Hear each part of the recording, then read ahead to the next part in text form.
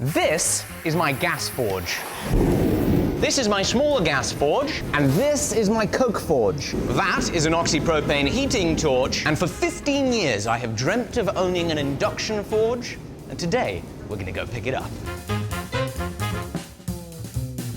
We're here. Hello. Ooh, look at that! Exciting. Look at her go. Induction, baby. Woo. That is crazy quick, isn't it? That is crazy. Yeah, I'd love to learn how to make these coils.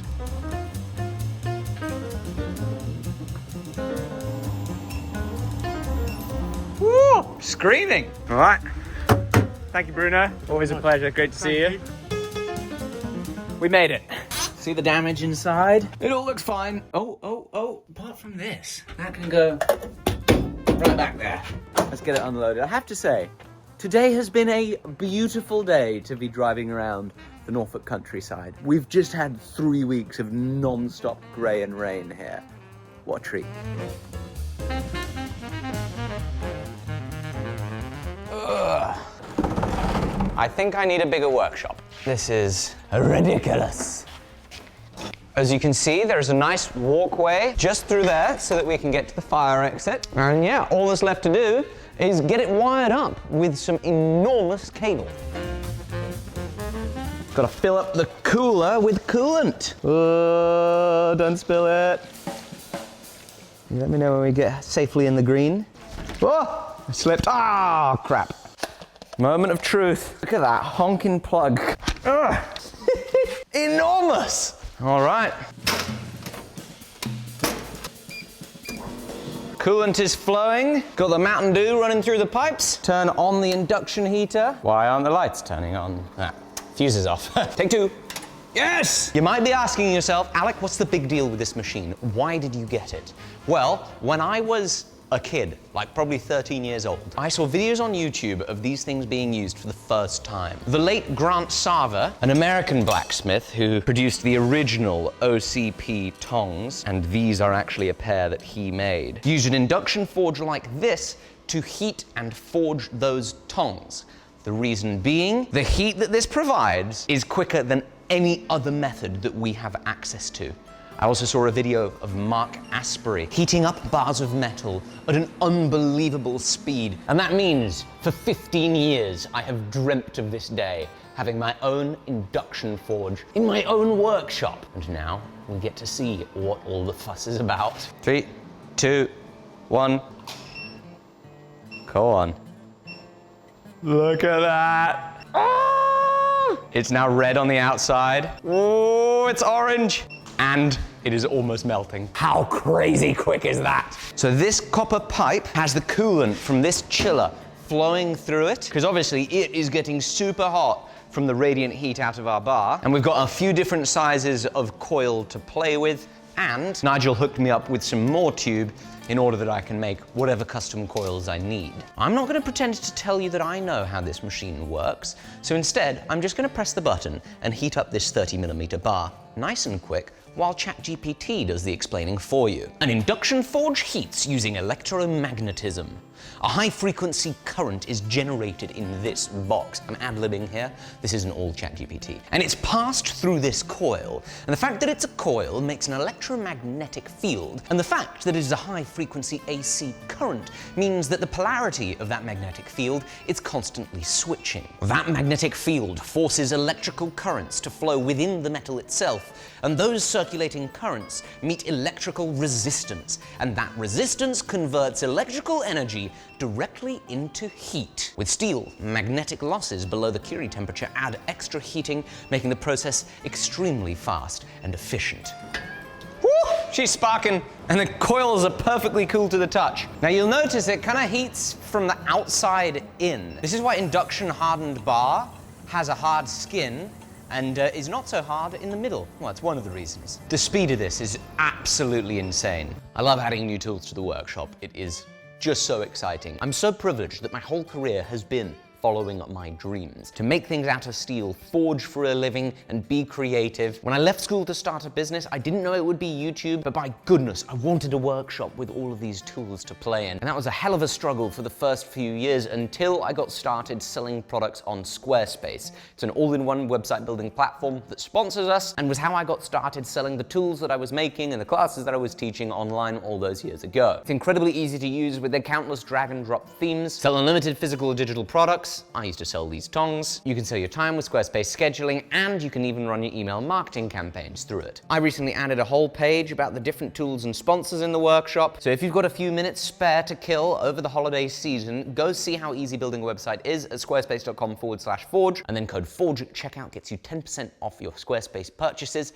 That includes your domain purchase too. Thank you so much, Squarespace. Let's get back to it. I'm gonna put the induction forge to one side so I can prepare for a visitor I got coming on Monday, and that is Ewan the Cooper. Last month, we visited Ewan the Cooper, and we learned how traditional casks are made. The feedback in the comments was incredible. I'm so thrilled with how much you guys enjoyed that video, and bloody tons of you asked to see Ewan in our workshop. And so in a couple of days, he's coming here, and we're gonna see how a Cooper fares in the blacksmith shop. We're gonna have a day of showing him this craft, and together I wanna forge him some new tools for his workshop. But you see, here's the thing. I wanna get Ewan swinging a sledgehammer. But this is a regular anvil, and those that have been here a very long time will know that I used to have a striking anvil, and many other tools that I don't have in this workshop. So as quick as possible, I need to make up a striking anvil, hammer-eye punches, drifts, and all sorts of paraphernalia to have a great day of forging with Ewan. But I'm bloody nervous about how much I have to make and how quickly I have to do it. It's 5 p.m. on Friday, and Ewan's here on Monday. Gonna make the striking anvil out of this.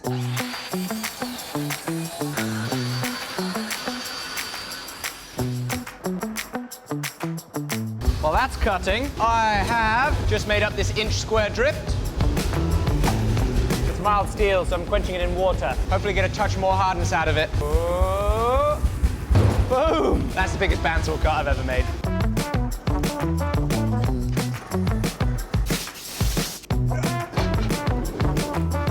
Here we go, been a few years since I've done this. Hello, that's going great. Off to a good start, boys and girls.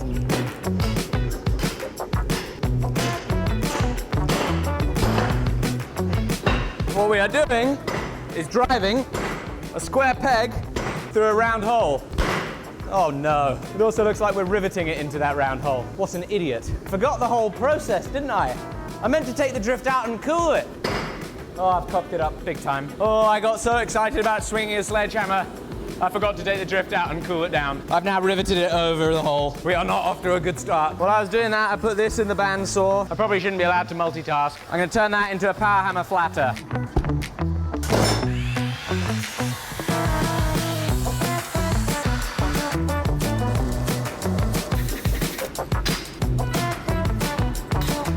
I'm gonna make a new drift out of tool steel this time.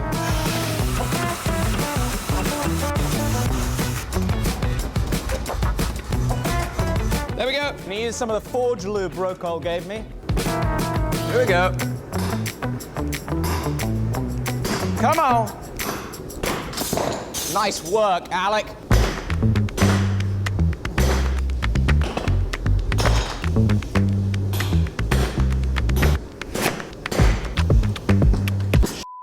This is a lot easier with somebody else. I just dropped the drift in the bloomin' forge lube. It's at the bottom. What a joker. Super glue, magnet.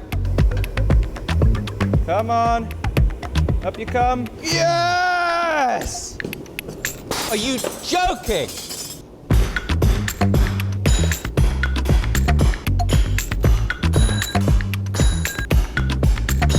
That'll do. That right there is mission square peg round hole accomplished. Next up, power hammer eye punch out of this, so I can make a top tool eye punch out of that.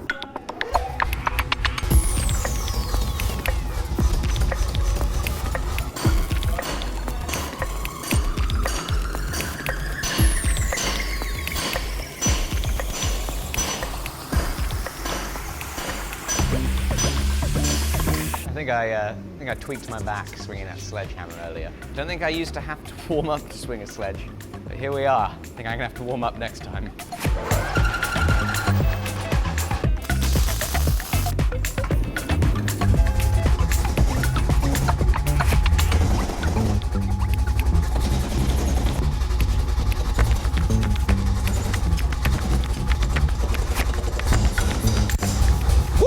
Still got it, baby!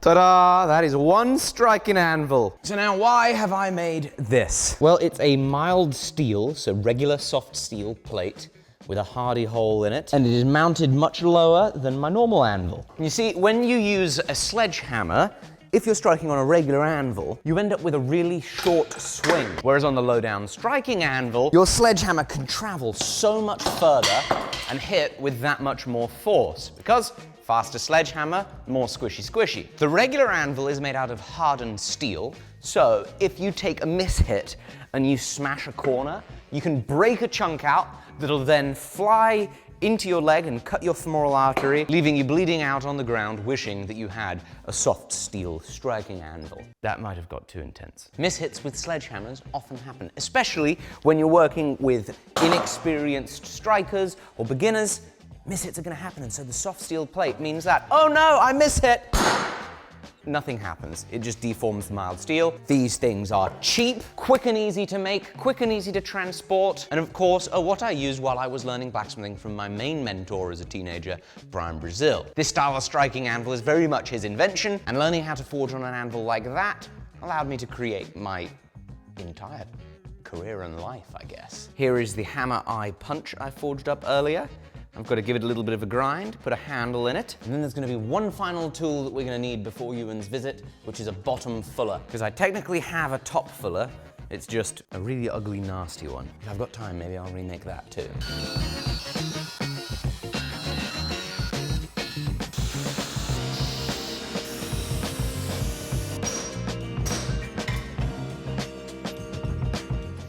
My gosh! It melts the outside before the middle is even hot. Whoa!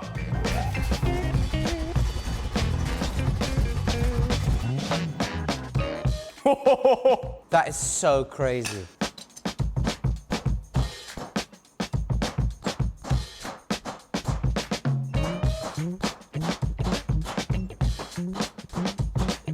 Thought I pressed record, but I hadn't. So here we are. There's a bottom fuller. We'll quickly whip up a nicer top fuller. This is where the gas forge really shines. Whoop. On the induction forge, I can't rest the billet on the coils because it'll short out and it'll arc and it's not good. And you can burn a hole through the copper and then just spray coolant everywhere. It's a bad time. On this tool, I was kind of working either one end or the other, and so I could hold it in tongs to do that. Forging out this round stock, I need the whole thing to be hot, and there's no real way to hold it without then heating up and then melting your tongs. Something I want to explore is maybe making a little stand, maybe out of some of this soft fire brick that would poke between some of the holes, mean that you could then rest your workpiece on it. I think I've seen that done before. Obviously, I'd need to make a different set of coils for it, and I think this is now a good time to get back into the topic of induction forge versus everything else.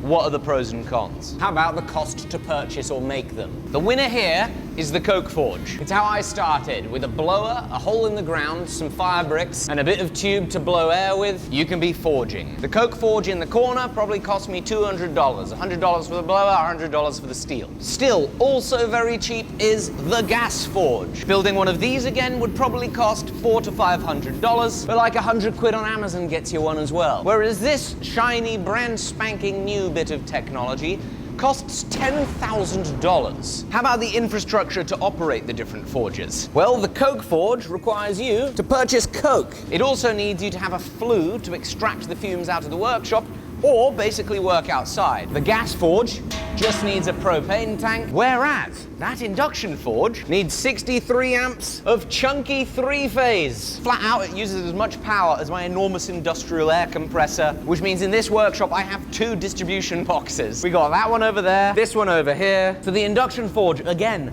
loses. This only works in an industrial unit. You're not gonna set this up at home, certainly not unless you get a much less powerful induction heater. However, the induction forge is the most theoretically efficient means of heating that we have. The gas forge is making all this extra heat. The fraction of the energy that actually goes into heating up the steel is probably minuscule compared to the proportion of energy that heats the workshop, and it's much the same here. Whereas the induction heater has no flame, it creates no surplus heat other than the heat that goes into your steel. It'll give me a shocking electric bill, but it is likely that electrical bill is going to be a lot lower than my propane bill would have been. My gas forge is the least hot, coke is super hot, and so is induction. This thing has no problem with melting steel and doing it oh so quickly. The gas forge can do long heats, the induction short heats, but that's not necessarily a downside because for me, that's part of the benefit of it. The gas forge is the easiest to master. Properly running a coke forge requires incredible skill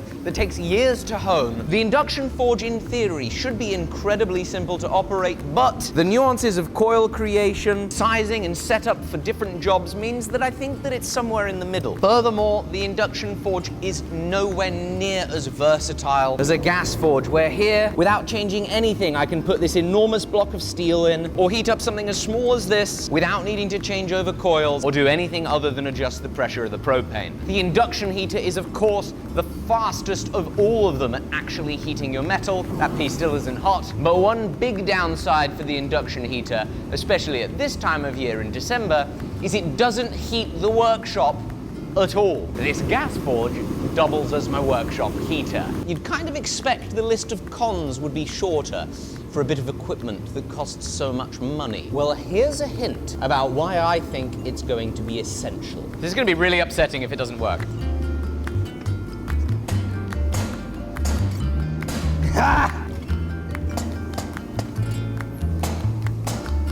Let's hope this pays off, and let's finish up that top fuller.